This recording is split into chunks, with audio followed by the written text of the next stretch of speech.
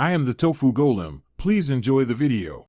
In this video, I will explain how to upload an affidavit in the Mitra app. First, open the Mitra application on your device and log in using your registered mobile number and password.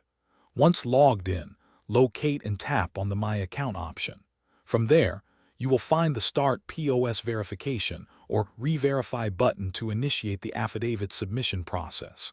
This is the crucial first step to ensure your account remains active and compliant. 9.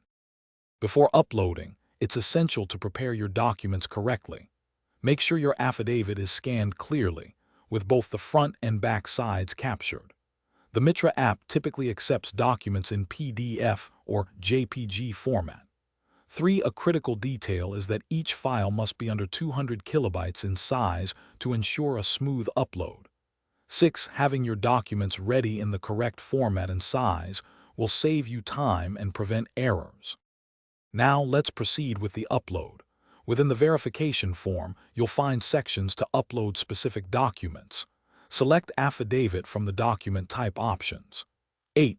You will then need to accurately enter the affidavit number, usually found on the top right corner of your document. 8. Proceed to upload the scanned front and back images of your affidavit.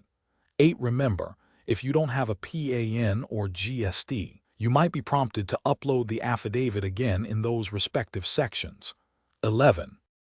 As you near completion, the app will require a live photo of yourself and your shop. 9. Ensure these photos are clear and meet the app's guidelines. Before final submission, take a moment to carefully review all the documents you've uploaded and the information you've entered. Confirm that everything is accurate. Finally, tick the box to accept the terms and conditions. 8. And then tap the Verify or Submit button to send your affidavit for processing. 8. Your verification request will then be submitted successfully. 8. Thanks for watching. Consider subscribing if we helped you today.